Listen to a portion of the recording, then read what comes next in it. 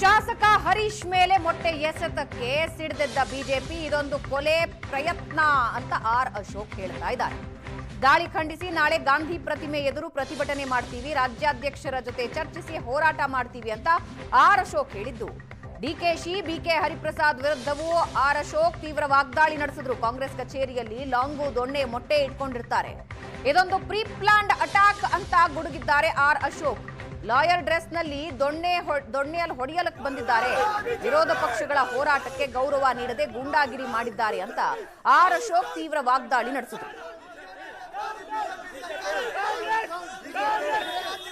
Pre plan ಆಗಿ ನಮ್ಮನ್ನ attack ಮಾಡೋ ದೃಷ್ಟಿಯಿಂದ ಪ್ರೊಟೆಸ್ಟ್ ಆದಮೇಲೆ ನಮ್ಮ ಕಾರನ್ನು, ನಮ್ಮ ವ್ಯಾನು ಏನು ಪೊಲೀಸು ಬಸ್ಸು ಅದು ಕೆಟ್ಟೋಗೋ ಥರ ಬಸ್ಸನ್ನು ತಂದು ನಿಲ್ಲಿಸಿ ನಮ್ಮ ಮೇಲೆ ಅಟ್ಯಾಕ್ ಮಾಡಿ, ನಮ್ಮ ಗಾಡಿಯಲ್ಲಿ ಅಶ್ವಥ್ ನಾರಾಯಣ ಅವರು ಉಪಮುಖ್ಯಮಂತ್ರಿಗಳಾಗಿದ್ದರು, ಅವ್ರ ಮೇಲೆ ಮೊಟ್ಟೆಯಲ್ಲಿ ಹೊಡೆದಿದ್ದಾರೆ, ಅವ್ರಿಗೆ ಕೈಯಲ್ಲೆಲ್ಲ ಗುದ್ದಿದ್ದಾರೆ.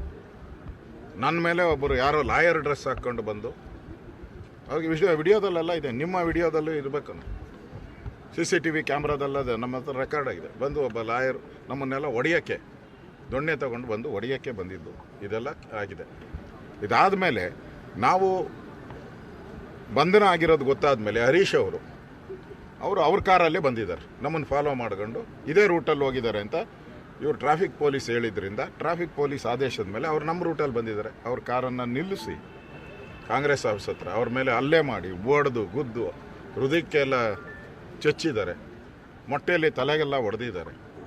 ಅಂದರೆ ಗೂಂಡಾಗಿರಿ, ರೌಡಿಸಮ್. ಈ ಕೊತ್ವಾಲನ ಗ್ಯಾಂಗ್ ಏನಿದೆ, ಈ ಕೊತ್ವಾಲನ ಸರ್ಕಾರ ಏನಿದೆ ಎಲ್ಲ ಹೊಡೆದಿದ್ದಾರೆ.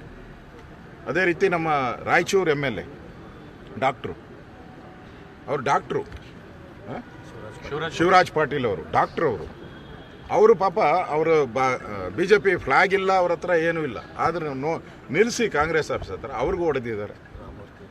ರಾಮಮೂರ್ತಿ ನಮ್ಮ ಜಯನಗರದ MLA, ಅವ್ರಿಗೆ ನಮ್ಮ ಬಸ್ಸಲ್ಲೇ ಪಕ್ಕದಲ್ಲಿ ಕೂತಿದ್ರು.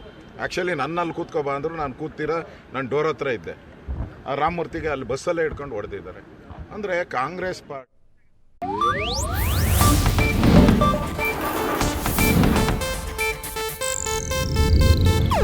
ಇದು ಏಷ್ಯಾನೆಟ್ ನ್ಯೂಸ್ ನೆಟ್ವರ್ಕ್ ಪ್ರಸ್ತುತಿ.